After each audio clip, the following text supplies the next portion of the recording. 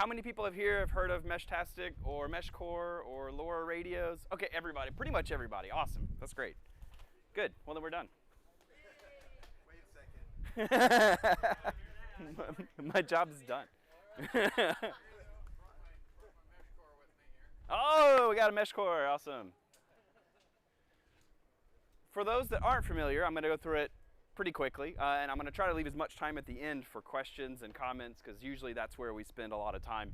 There's just a lot to talk about. I'm here to talk about Meshcore. Oh, first of all, hello, my name is Adam Melton, KK4GKF. I am the founder of PugetMesh.org, the local mesh community for mostly Meshtastic and Meshcore, but we also are trying to do other things like Arden Mesh as well. Yeah, more on the website. Meshtastic and Meshcore both use LoRa, specifically LoRa P2P, which is like a open source protocol that they build on top of using the LoRa radios. Here's an example radio. I'll pass one of these around too. You're welcome to come up and use it. There's a few different hardware types we'll get into as well. Both mesh types in our local area, we're using the 900 megahertz ISM band. These radios are sub 1 watt, meaning you don't need a license. That's pretty cool, because now you can give it to your friends, your family, you can message with them, communicate with them. They don't necessarily need a ham license, and we'll get into more into that of where that can be useful. Let's see, yeah, Meshcore is one example, Meshtastic's another. Wikipedia has good LoRa information, and it's separate from LoRa WAN. There's lots of other areas that LoRa, the company works in. LoRa WAN is outside of LoRa P2P.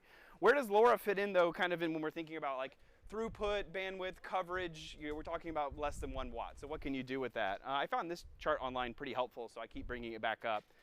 So for those that can see, there's we're a chart here of bandwidth high to bandwidth low, and the range long to short. You can see up here we have a red circle that is cellular, a yellow circle that's Wi-Fi or Bluetooth 2.4 gigahertz, and LoRa spans this long area on the lower bandwidth, but from short to long range. And that really just changes depending on which configuration you use within LoRa itself. Within Meshtastic and within Meshcore, you can choose to operate kind of at this shorter range or longer range, and there's a trade-off there of bandwidth as well. What kind of hardware do these meshes run on? This is some common consumer like handheld style hardware. We have a Heltec V3, which I have a case up here, a 3D printed case for it. The Rack WizBlock, aka the 4631 radio, is a very popular solar node piece of hardware. The LilyGo T-Beam is a popular one, as well as the LilyGo Echo.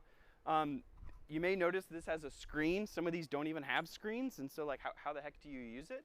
Again, for those not familiar, a lot of these have, or almost all of these have Bluetooth and Wi-Fi. So usually you pair them with your phone, and you're using a phone app over Bluetooth to actually do the user interface, sending the messages, receiving the messages, making configuration changes on the radio. And you do not need cellular connectivity, internet connectivity. You could be completely off the grid while you're doing that. Some of these pieces of hardware that are available do come feature-rich with screens and keyboards or even touch interfaces, so you don't even need a cell phone if you want to use one of those. You can fully operate the device locally. Here's an example of the Rack 4631 radio I was showing on the last slide. These are very low power radios because of the microcontroller they use. This is an example enclosure and node that you may want to install up high at your house on a pole outside, have a small solar panel connected to it. And something like this with a small 18650, a single 18650 battery can run like 10 days to 2 weeks with no solar input. So you add a very small solar panel to it, and now you have a very low power device that can run a very long time, even with no solar input, which is one of the primary ways we've built out the mesh. We'll show some more of that. One of our contributors, one of our community members, Adam Gesseman. I haven't actually met him in person. If he's here, I'd love to meet him. I don't know if he is. He's been working hard on this website, where he's actually taken an existing website and he's basically rewritten the whole thing. He has a page that's really nice because it shows some of the statistics of the hardware statistics of the devices collected in our area.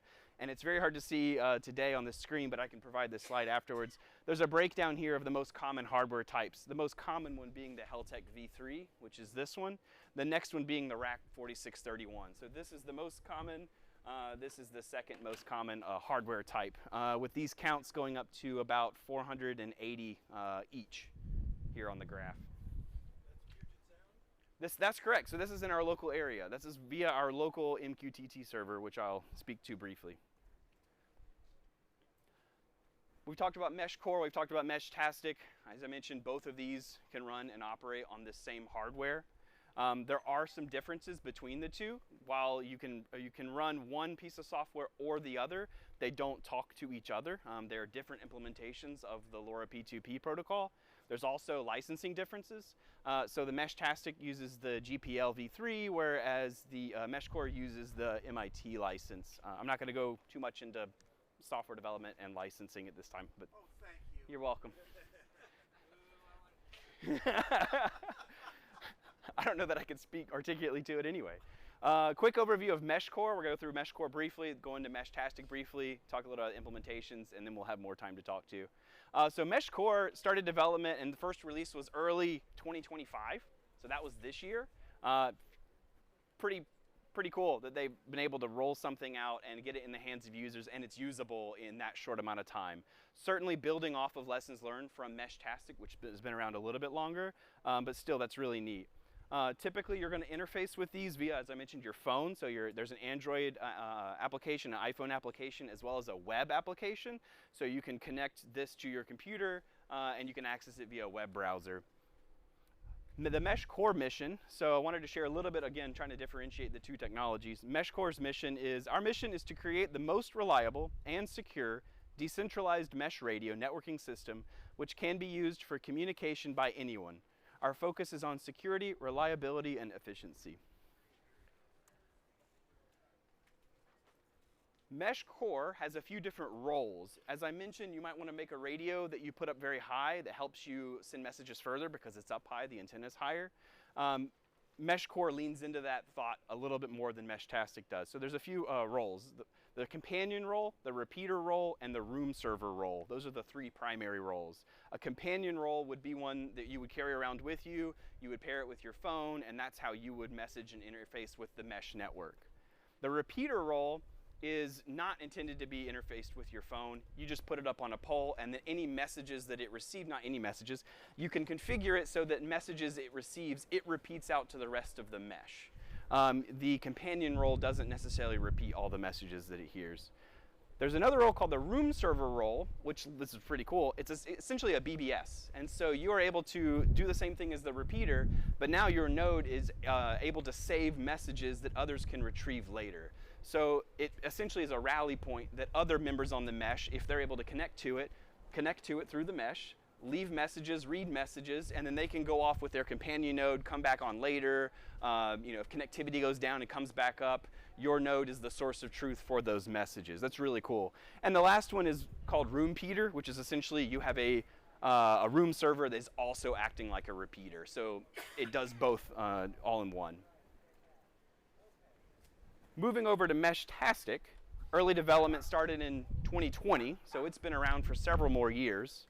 It also has an Android, iPhone, and a web interface, as well as there's been more time for development for these the units I was showing earlier that had screens and keyboards, so you have more of a local interface. There's more support for hardware devices at this time on Meshtastic, but that's just because it's been around longer. I expect Meshcore will catch up eventually. Meshtastic doesn't have a mission, but I pulled this from their Wikipedia. The main goal of the project is enabling low-power, long-range communication over unlicensed radio bands. It is designed around exchanging text messages and data in off-grid environments. So you can send text messages to each other through this mesh. You can also send telemetry, which could include weather data. There are people that have these set up as weather stations and have like humidity, air quality, temperature, and then that information is shared among the mesh. So that's one way to use it.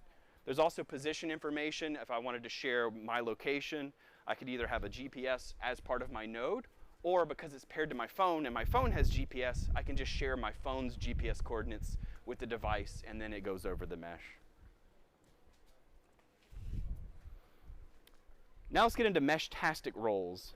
So there's one role called client mute, and that is where you have a client that interfaces with your phone. You're able to send and receive messages, but it's not repeating what it hears back to the mesh. So it's not really contributing to the mesh in ensuring that messages are propagated along from other people. Client is the default role, and it's the same as client mute, but it takes everything it hears once and it repeats it back out to the mesh. That's helpful if, let's say my client node is up on a hill and I have a friend down in the valley. They want to send a message out, but they're down in a hole. My client node would pick up their message and repeat it out to the rest of the mesh.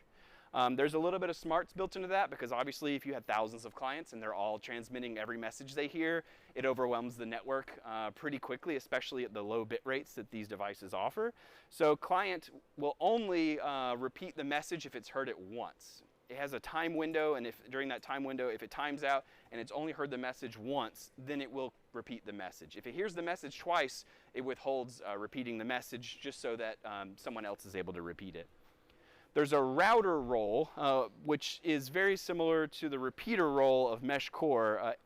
But with router role, every message it hears, it always repeats it, always. Whether that's the telemetry or the message, any message it hears, it's always going to repeat it back out to the mesh. So that's an appropriate role for mountaintops and the tops of towers, really, really ideally placed nodes. There's another role that was introduced within the last year called router late. And this is essentially the same thing as router, but it waits longer to repeat the message. So it's going to always repeat every message it hears, but there are 3 windows of opportunity for sending out each message. There's the router window, there's the client window, and then the router late window. The router window is the very first window. So again, routers, every message they hear, they're always going to be the first ones to repeat it. That prevents any client from repeating during the client window. So that's where the clients are waiting to hear if there's any routers around. If there's no router around, then the router late could send the message as if it were a client. But even if there are clients around that also send the message, it's going to wait into another 3rd window of opportunity to repeat that message out. And the reason for this is really to avoid interference. Again, lots of nodes all communicating on this low bandwidth network. If you send the full 250 byte message, which is the maximum message size out on the default settings, it takes over 2 seconds of airtime to send that one message. So it's very easy to interfere with each other, which is why having these 3 separate windows of opportunity to repeat that message is helpful.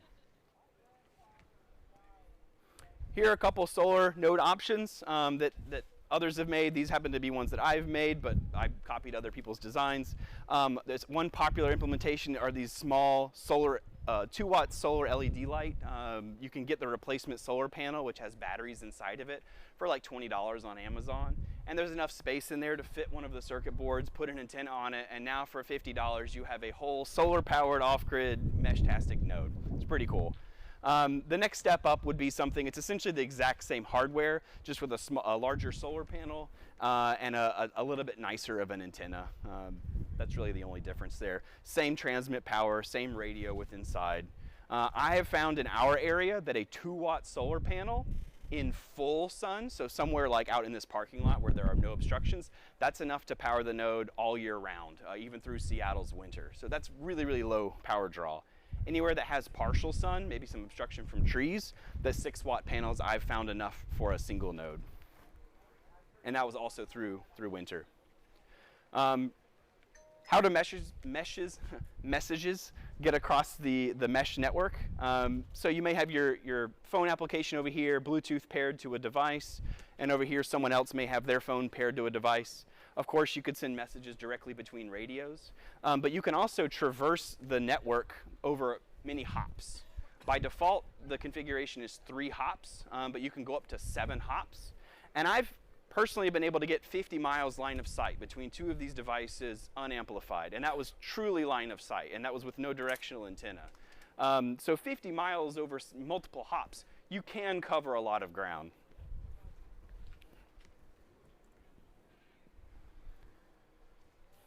Here's what the Meshtastic interface looks like. This happens to be showing the other nodes in the area. So your node advertises itself regularly to the other nodes in the area on Meshtastic. And you can see signal strength, you can see position if they're sharing that information. And this allows you to send a direct message to other users on the mesh. There's also channels, which there's a default channel called long fast. And this is what it looks like to have a conversation on long fast. Again, it's really just a pre-configured rally point that everyone's able to send messages to each other, but it's a lot like simplex. I may be able to hear someone message, but my friend down the street may not be able to hear that message, which is a little different than Meshcore's room Peter methodology, where you have a rally point that actually saves the messages. That's more of a guaranteed way to message people back and forth. But using this is great if you're within 1 or 2 hops of someone. You're usually able to fairly reliably communicate within 1 hop. If you're both sharing the same one node, that's usually a pretty good way to send messages to each other. Another neat feature that Meshtastic has that I'm sure Meshcore will think about more in the future as they have more time for development is the ability for these devices, because they have that 2.4 gigahertz Bluetooth radio, and these have the Heltec V3s have a Wi-Fi capability there. You can join this to your Wi-Fi access point and allow it to essentially bridge to the internet and send messages across the internet, which can be fun, especially for telemetry, when we're wanting to see which nodes are able to hear which other nodes while we're learning kind of how this mesh works in our topography in our local area. That's a great way for us to do it. You can send messages across the internet between devices, but that kind of defeats the purpose of using this LoRa mesh. So while you can do that, and there are some mesh groups that really lean into that, we're really trying not to incentivize that. So how does this work? Well, you have your phone, you send a message, and your device is Wi-Fi connected. You have to have a MQTT server. I'm not going to go into what that is, but essentially it's just a place for these radios to send their message to. And so everyone needs to use the same server. We have one set up with Puget Mesh that everyone in the local area is welcome to use. There's no credentials necessarily needed to get access to it. But then anyone else connected to this MQTT server is able to see those messages and potentially even put them back out on the mesh network. That's called uplinking and downlinking. Uplinking would be taking messages from the mesh, putting them on the internet. Downlinking would be taking them from the internet, putting them back out onto the mesh network. We try to persuade people not to do downlinking, especially on the default frequencies, just because it can really clutter up that low bandwidth mesh. But uplinking is great for some telemetry. This is pretty neat because we can do a lot of things with this. Not only can nodes talk to each other, but then this MQTT server can be accessed by different websites and different services to do things like represent. As I mentioned, I could share my GPS information. Well, now we have websites that can show you those that GPS position represented on a map. And we can see what messages are being sent and who's able to hear each other through the mesh. This is difficult to see, but we have more on our website. This is an actual map of the local Puget Sound area. Each of these blue dots are people that are they've decided, yes, I want to share my position. Share my position with the local mesh. Then it's represented here on the map. All of these green circles are not only sharing their position, but they're also connected directly to the MQTT server. So anything they hear on this LoRa mesh network, they're putting onto this internet-connected server for others to kind of observe that information. And over here's another zoom in of more the North Seattle area of the same information. So we've gotten quite dense over the last couple of years.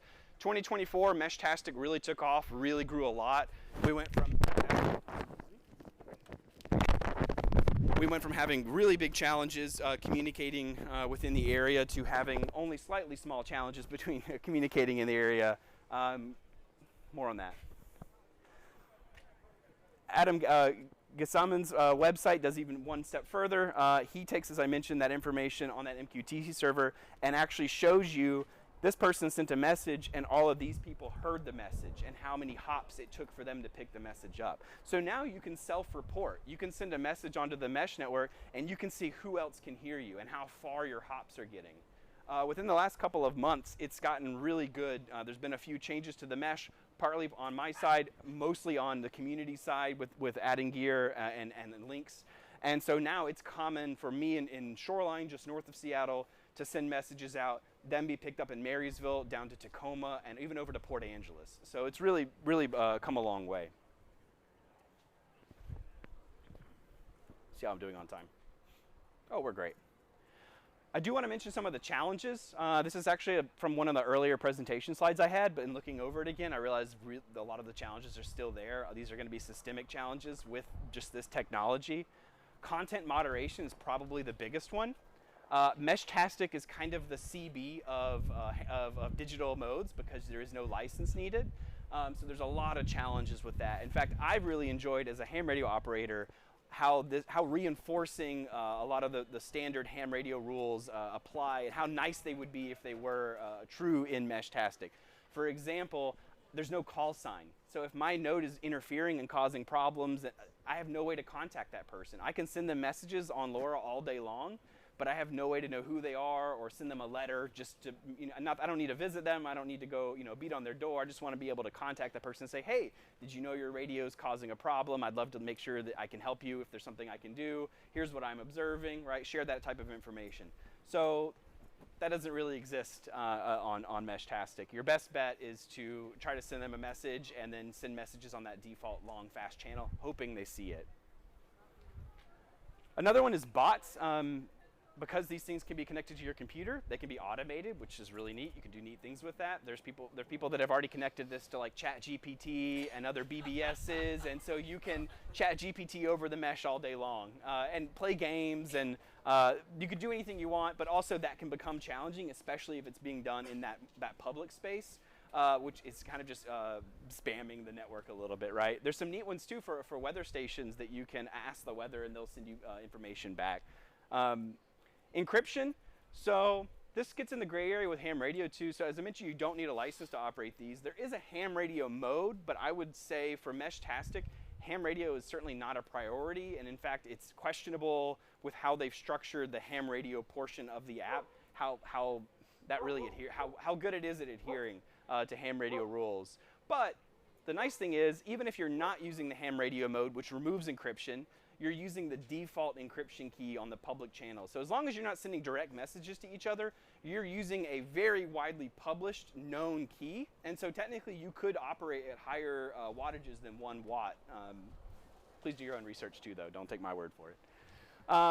Portable nodes, when nodes are moving around, that really changes how the mesh behaves. The nodes do have a little bit of smarts with how they remember other nodes and how changing the mesh does have a cascading effect throughout the mesh.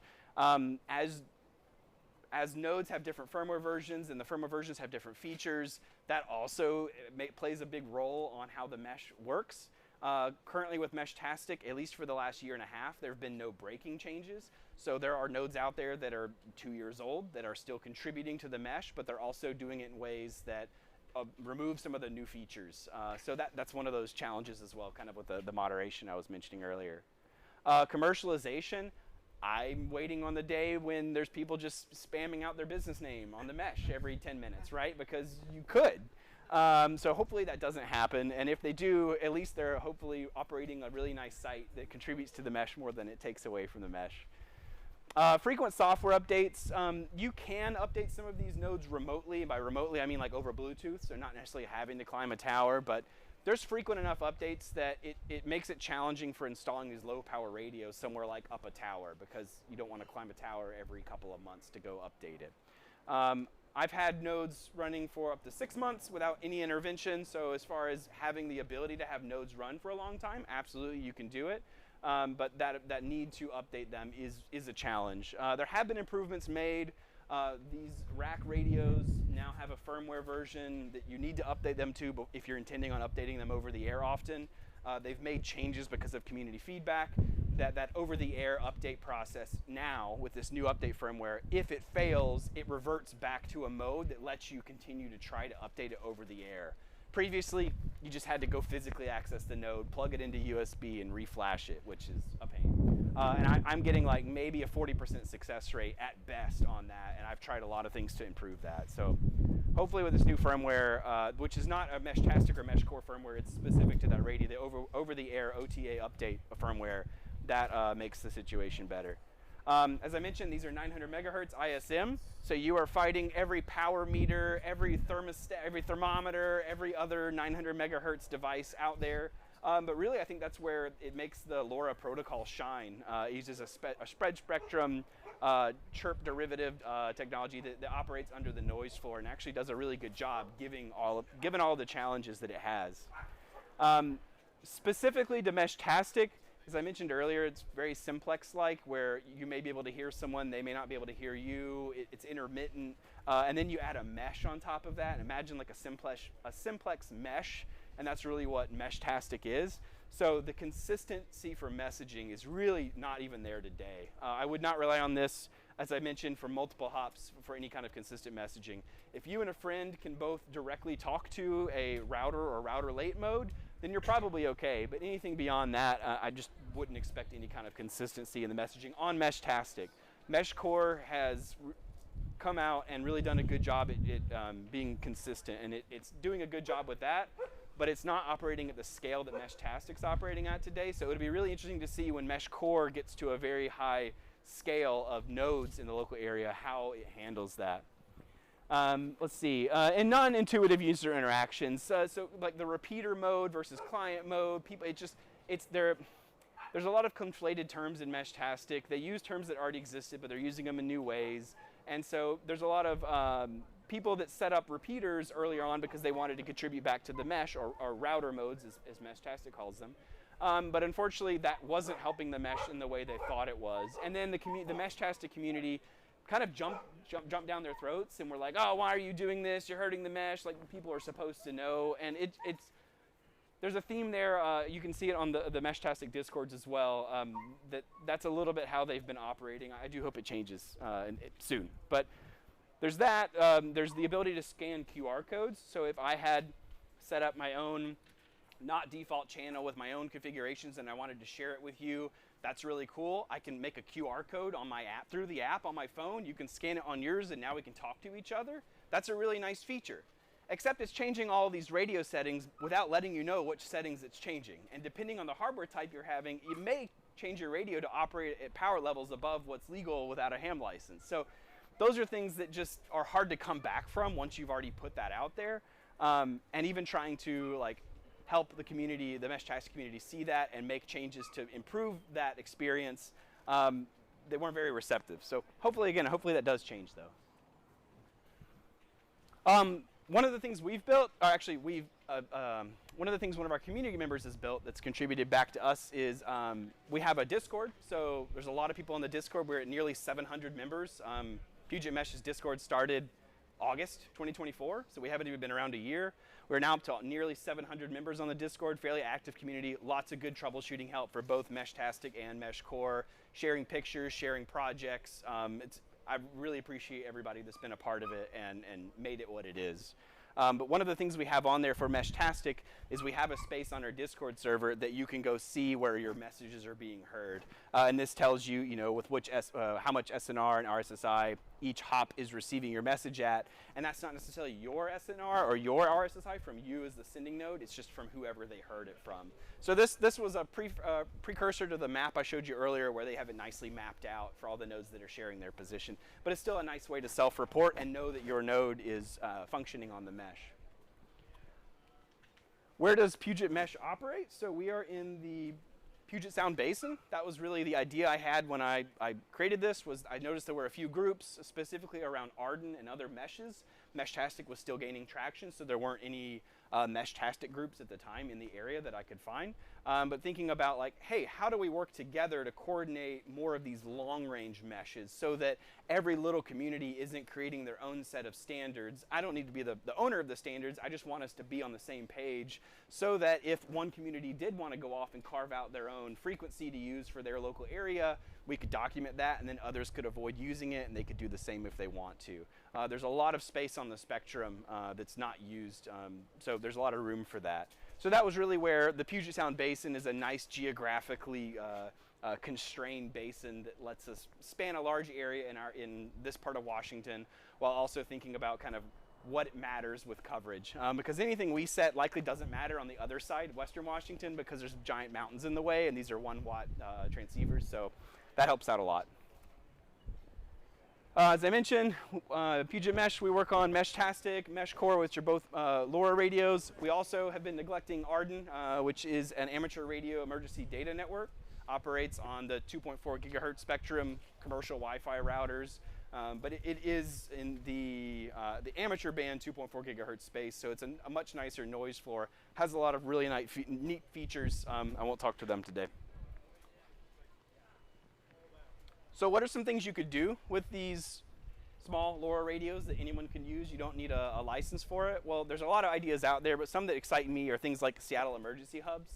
Imagine having one of these at each of the hubs and having the ability for the hub managers to use this device to talk to the other hubs. Again, a single 18650 will run these things for 10 to 14 days with no solar. So you could easily have a node with a switch on it or even a small solar panel that is just going to work. You could set up your own mesh, or you could utilize the larger scale mesh. There's a lot of neat integrations, opportunities there though.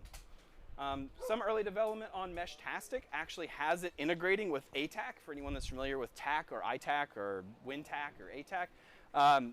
It's a US government-based service that has come into the community space and has interesting search and rescue implications. That's all I'll say about that.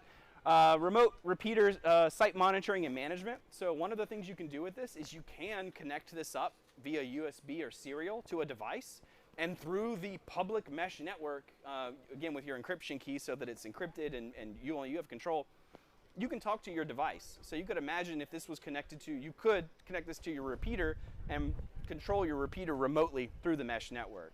I've also set these up, two of them, Meshtastic supports this. You can take two of these devices and you can actually create an IP tunnel through these devices through the mesh network.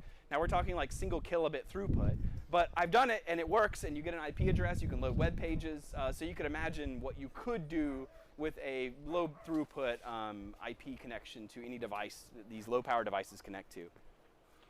Civilian friendly, certain ACS. So I'm a member of Shoreline ACS, and I think one of the exciting things that this whole mesh, LoRa mesh, whether it's Meshtastic, which is more popular right now, or Meshcore, which is exciting and upcoming, I think one great feature is the ability for ACS to talk with the civilians. So now not only do we have the ability to aggregate data from our members and send it upwards up the chain, but now we have the ability to also talk back out to the community. Imagine you have hundreds of users in your local area that are on this off-grid mesh. When we had the windstorms come through last year, there was a lot of interesting activity on the mesh. Everybody was talking about how their internet was down, their power was out, trees were down. The mesh was still up. We have lots of these, as I mentioned, solar-powered, battery-powered radios all over the space, and we're hoping to grow that and build more. So that's a cool use case that excites me a lot and really got me into this. Yeah, so I'd like to thank Shoreline ACS, Seattle ACS, Snohomish County ACS, and the community members. All of these are hosting these nodes all over the region.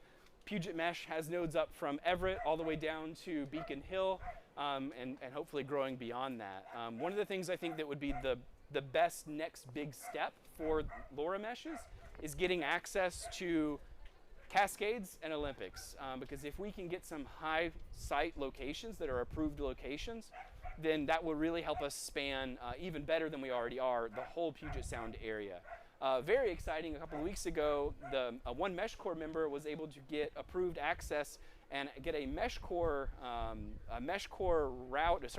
repeater set up on Cougar Mountain. So he actually is using an old decommissioned 900 megahertz radio or antenna that was not in use, and that has been really, really nice for the Meshcore mesh, having that asset available. So more, if you know someone that has a nice 200-foot tower with a 900 megahertz antenna on it, it's not being used, let me know, because we're very excited about that. That would be the biggest thing. Another reason, as I mentioned earlier, coordinating around the region and making sure we're working together to standardize on this. Another thing, it would be so easy to build small nodes and throw them up on buildings, throw them in trees, go out and magnetically clip them or zip tie them to a tower. And that would really not be something that would be helpful for the community in the local area. I know there's been challenges in the past with like Tiger Mountain and other locations with assets being removed because they weren't up there, they weren't approved on the approved list. That's not something we want to do. So one thing I make sure on our Discord and any of our community spaces is we're always pushing, hey, let's make sure we're only talking about approved access for approved radios. Let's work together to actually get that access, to put these assets up there. Again, they're very low power. Very low power outage, as well as they don't require any power, so a very small solar installation, it takes up no space, no one will notice it. It's the same thing as putting a wireless thermometer up on the tower. So there's nothing to it from a interference point of view, but it really, really helps out the mesh and allows us to do a lot with those resources. Yeah, I think that's what we got. So that's it for me. I have a couple of radios here. I'll pass around this Heltec V3. There's no battery in this, so there can be a battery in this that would allow it to be battery powered. But yeah, questions? Who's first?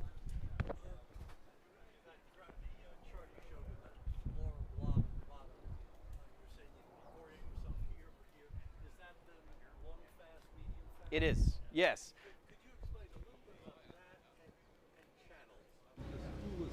Absolutely. And this goes back to specifically Meshtastic conflating terms with channels. So to me, a channel is a block of frequency, right? Like a channel 9 would be, like I'm thinking CB radio, right? Channel 9 would be a specific frequency, and that tells me about that resource.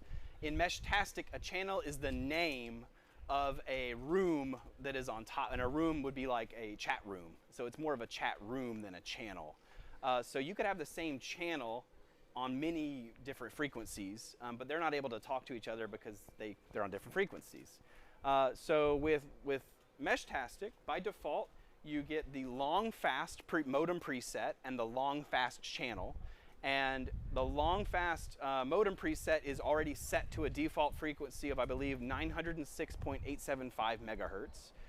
And with that, there's some other LoRa radio presets that come bundled in long fast.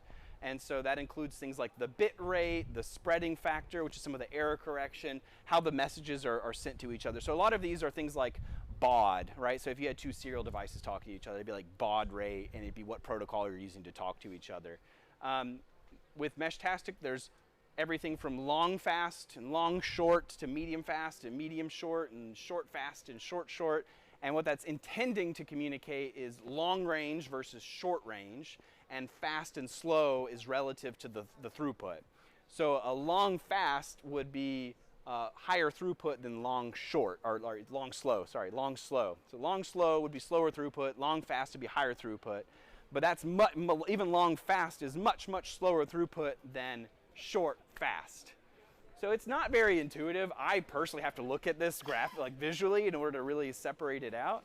But really what's important is you need to make sure the person you're talking to and you have the same settings. And that's true for Meshcore as well. But you want to make sure that you're using the same settings. That's right. The default takes care of you. And we have that information outlined on the website in case for whatever reason your radio didn't put the defaults on it. You're able to go to thepugitmesh.org, go to Meshtastic, and you will see the default information outlined there as well. And the same is true for Meshcore. So if you're going to use Meshcore, we have that information available there, and you will need to set it for Meshcore. There's not the same style default. Did that answer your question? Yes. Great. Yeah. Any other questions or comments? Yes, sir. So it's ISM? It is. That's 1 watt? That's right. And so these are actually 150 milliwatts, so this is even less than that. Or ERP? ERP. So 1 watt after ERP. the antenna. Yes. So if you have a high gain antenna, I've you may seen have to a lot reduce. of people with beams, Yes. and I'm like, are you sure? Yeah. But so as a ham, what is it, 914, 915 that they're on? 906. Yeah. So as a ham, can we go over the 1 watt? Yes. On that? Yes. If you're identifying with your ham radio call sign, you can go over the 1 watt. And not only that, but I have a radio at home that's 433 megahertz. You do have a limit, but it's not the 1 watt limit. Yes. And is that your 3 wiper over there? It is. Okay. So how far of a range? So if we're at base camp, Yes. how far of a range would that little one be expected to go in a wooded environment? Great question. In a wooded environment? Like, let's say you're up in Greenwater Yes. and you're hunting with some buddies. Yes. So just doing the drive-on play with that particular setup, and then having the individuals on you. Yes. So, yeah, if you're out with friends, you're in a wooded environment, you have one node on you, for example, like you both have one of these, which is just a rack 4631 in an enclosure. You each have one of these. You're going to get miles out of it.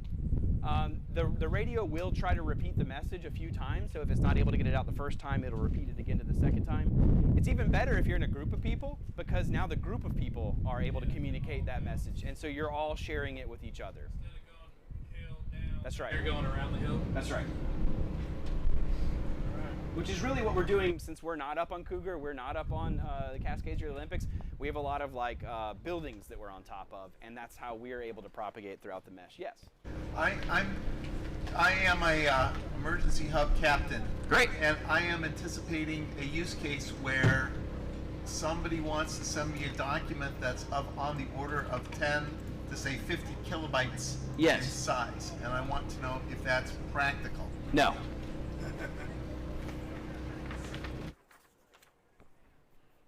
Now they could share the link that points you to the resource. Arden would be what I would point you at. That'd be way more than 50 kilobytes, but I would say no. Because you can, but my stipulation with you can would be you're both able to share that one intermediary node, so you're no more than that one node in between you away from each other. And if you're that close, you're probably within range for like commercial Wi-Fi or something else that would get you much higher throughput at that range.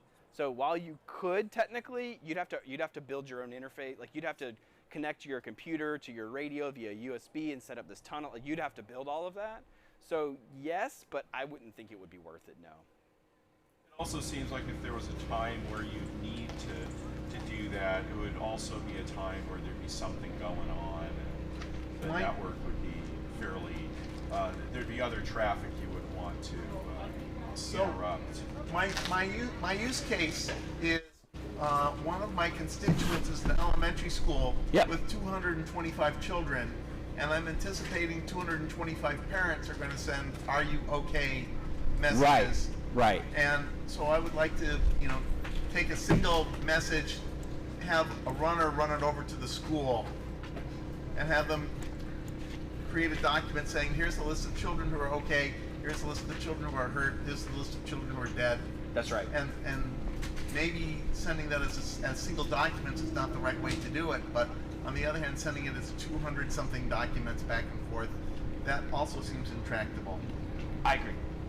It would be challenging to do that on the LoRa mesh. Mm-hmm. I would think this, in my experience from what I'm seeing, this would be more something like, so one of the features I didn't mention that the Meshtastic app has is the ability to set waypoints on the map, and the map is visible in the application. So it'd be more something like, here's the FEMA site. I'm going to share that with the mesh. Now everyone in range of that message sees a pin on the map that says, here's where FEMA is. That would be, it's a good one-to-many messaging, but if you're wanting to do one-to-one or many-to-one, that gets a lot more challenging. We've been hosting a Monday weekly net, so it's not really a net, it's really just been a check-in, who can hear who.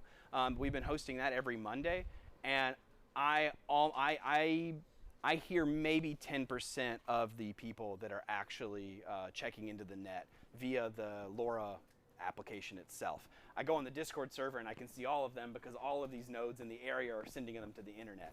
So here's a message I sent earlier when I got here, and so I sent it from my personal device, which was here in West Seattle, and we can see that this was received up in Lake Stevens. I sent one shortly after this that was also sent down to Tacoma.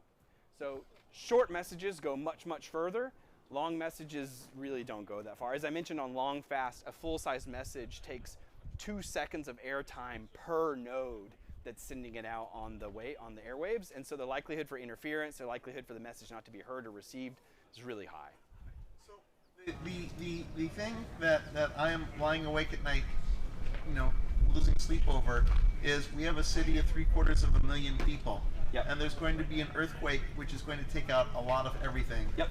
And so 3/8 people are going to want to send "Are you okay?" messages to 3/8 people. That's right. All at the same time. That's right. and I don't see how that can be done. WinLink. Beg your pardon? WinLink. Okay. And we also recognize WinLink is probably going to be operating at midnight when the responders are not as active. Yeah. This is a nice way for community members to Yeah, talk. that's how you unbottleneck it. You use the unused bands of time. Right. Sure. Okay. This is a nice way for community members to speak directly to each other. So I can go in. One thing I would recommend in that scenario would be if you're using Meshtastic, turn your hop count down to like 1 or 2 so that you're talking to your immediate vicinity.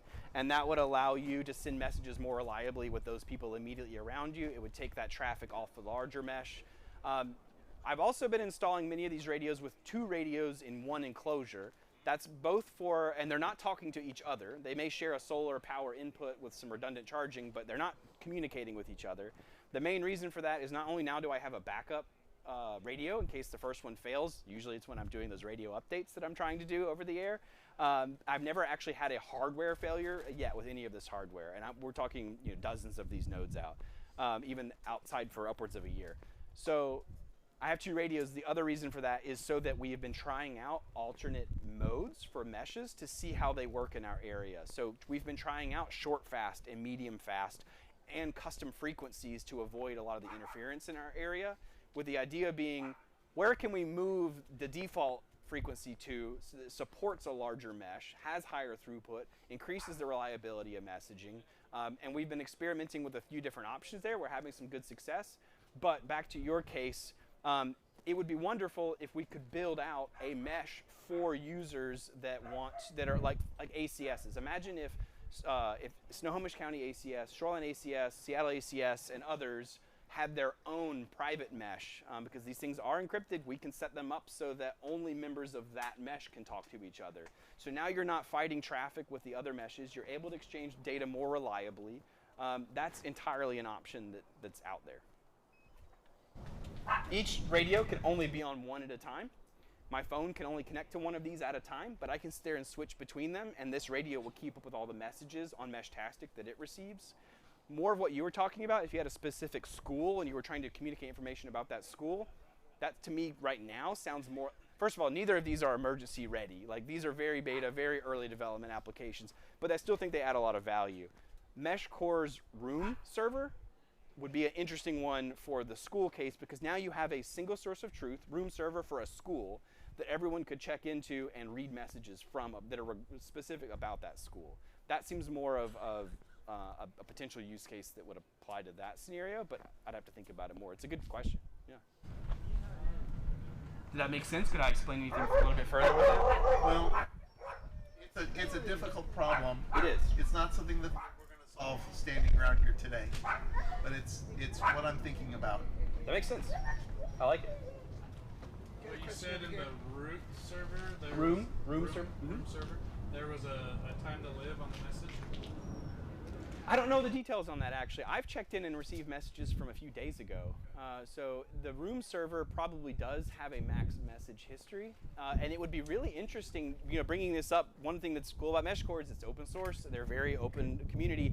It would be neat to have a read-only room server with some administrators that could post to it, right? Because then you're not having everyone come on there and everyone asking, who is okay, is my child okay? You could have approved administrators posting to this room server, and everyone else is publicly able to read it.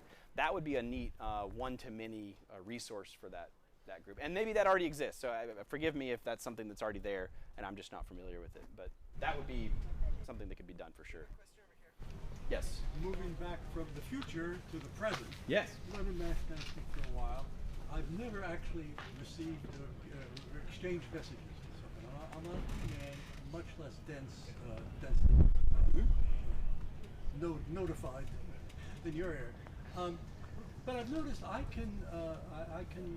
found several nodes that I have 0 hops. I can do a trace route, nice signals between them, but I don't get a response. I'm assuming that's because I'm smart watching. Yes, okay. Definitely. And there's a new feature in the new firmware version on the phone app, as well as I think it's just on the phone app. No, it's in the radio. The new version of Meshtastic lets you actually select that in your node, that this is an unmonitored node, and it won't even let other people send a direct message to it. Before that existed, we've been putting the little Unicode character of a phone with a red line through it in the name of the node, just to try to indicate, hey, here's a node, you can see it, but no one's looking at it. If you send me any messages, I'm just repeating messages. Yeah. So sort of two questions as to how the Qubit mesh might help. One is, there is a way to sort of get on there and say, hey, I'm there, or you're there, and where is that I mean on Discord. I'm sorry, on Discord. There's a way to sort of schedule stuff, or yeah. You're welcome to hop on to just the Meshtastic. Like, there's a general Meshtastic channel, and you could say, hey, I'm trying to send messages, and I've never received one. And I'm sure you'd have some people that would jump on the mesh and try to get messages to you. Yeah. Is it Jessamine? Is that the name? The new one? Do I need to do anything to my node to appear on that map? You may. There's all of this information is on the website. Under Meshtastic, there's an FAQ section, and all of that information is either there or in the configuration section. But there's a section.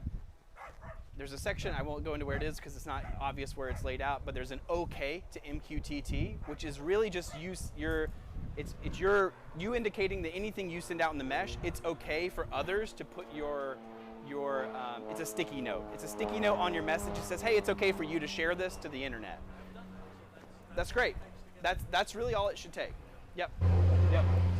And by the way, that's very much a sticky note. There's no like encryption or anything that prevents anyone from taking everything and putting it on MQTT. It's just a little bit of a consent mode there. Yep. I think we had another question. Did you have any more? Well, we've got a few more minutes, 5 more minutes. I was going to attempt to address your question about a hop limit. I'm going to put on my theoretical computer science hat and say that if you've got any kind of a packet switch network, you have to have a hop limit, or else there's a failure mode in any network where a message can get into the network and it will circulate forever. So you have to have a hop counter that decrements, and when you get to 0, you toss the packet. That's got to be there. Yep, very much so. Yes? Average cost. Great question. $30. $30 gets you the Heltec V3, comes with an antenna, comes with a USB cable, which will power it too, because they're so low power. You plug the USB cable into your computer. You can flash it from your web browser. You don't have to install any software to flash them. You have to use Chrome. But using Chrome, plug this in, it'll show up. You flash it with Meshtastic or Meshcore. That same's true for both of them. And then leave it plugged into your laptop, and that will power it. You can power it off a USB phone bank or any old USB charger, right? Like an old 1 amp charger would be plenty to power these. That would be the easiest way to get in. There's a $10 radio unit too as well. It's a Seed Studio option that it's several PCBs put together. Anyway, it's $10. So if you wanted to get in lowest, that would be the cheapest way to get in, and those are good devices. They do use more power. This uses a little bit more power than these NRF microcontroller devices, but even these are $32 just for the radio, and again, it comes with enough to get you plugged in and going, but it doesn't have a screen, so depending on kind of what you want to do with it, those are two options. I'd say if you're thinking about getting into it, I'd say get the rack device to try it out. Because $30 you're in, it works. You can Bluetooth with your phone and try it out. And then if you love it and want to get a device that has a keyboard or has something fancy, then great. You've already got your node that can be your solar power node. It's already the low power device, right? So that'd be a cost-effective way to jump into it. $30. Rack 4631. It's the Whiz Block is also what it's called. Yep. And that's from Rockland Wireless. Yep. Yep, we have. There's a link on the website too. There's a page on the website where we go through the equipment of some of our repeaters and routers, and we share that information on there for Meshtastic. So on the Meshtastic, there's an equipment page, and you'll see it there. Yep. I recognize that. You made it. I did, yeah. So that's a solar-powered example. So that's just a 6-watt. A 6-watt solar panel. It's nice because those 6-watt solar panels have a regulated 5-volt output. They're intended for security cameras. So it's for like $20 you get, or $24 I think you get 2 of them. 2 6-watt panels with 5-volt regulated output, which these do need if you're going to do solar power. So you can plug that USB port into this, and then with a battery attached to it, that's your whole device, which is all that is. These alpha antennas, these are, quote unquote 5 dBi. They're probably more like 2.5 to 3 dBi, but they're an N-type connector. It has a counterpoise down in here, and I've used these everywhere since I've started using them. I've probably used 20 of these now. I love them because we really aren't constrained by signal strength here as much as we're geographically constrained. You're either behind a mountain, in which case, for 1 watt, it doesn't matter how directional my antenna is, I'm never going to get through that mountain. Or you're above the mountain, and in that case, it's actually better for me to have a wider beam so that I can see more of my surroundings. And then also the thing I like about these is they're so small and short. There's no wind loading problems. I have some of the longer antennas, and now you've got to make a bracket and a mount, and you got to think about wind loading, and then now my connector is going to get loose and leak. You don't have to worry about that with these shorter connectors. They're also like $16, and they work great. I've gotten 50 miles with 2 of these, which are the antennas that come with this device. And these are 150 milliwatts. Yeah, so with 2 of these, I got 50 miles line of sight. But that was like literally I could see where the other one was. There was not a leaf in between us. Yeah, yeah. Yep. Cool. We have 1 minute. Any other questions or comments? And I'll probably be standing over here for a little while too if anyone has any other. When you talked about making it through the winter with this 2-watt panel and that's not for the V3. That's for like the lower power. Correct. That is not for the V3. You could get a good day out of a V3 on the same 18650 that will get you 10 days on an NRF device. Yeah. Mostly that's because it has a screen, it has Wi-Fi, and with these others, that's with Bluetooth turned off. So that's the other cool thing is you can make changes to these radios through the network. So a lot of these routers that I have set up around the area, I don't have to go visit them. I don't even have to be in Bluetooth range. I can, through the mesh, because I put my administrative key, my public key in the node, I can make all the changes to the radio I want through the mesh. And so if I want to change the name of it or the position or any of the configuration settings, I can do that through the LoRa mesh itself, which is a really nice feature. Yeah. Meshcore has that too, though. I think you have to be 1 hop. I could be wrong. I think you have to be 1 hop. Yes? Oh, what was the Seed Studio one? You can search Seed Studio $10 Meshtastic. It's like $9.99, and that should come up. I can look it up here afterwards. I don't know that the $10 one will work on Meshcore. I would assume it would, just given the hardware that's on it, but I don't actually know that. Yeah, I don't know. Great. Last one. The app you're using, does it have autocorrect? I think it just uses your phone's keyboard, autocorrect. Yeah. Yeah. Yep. Yep. That's it.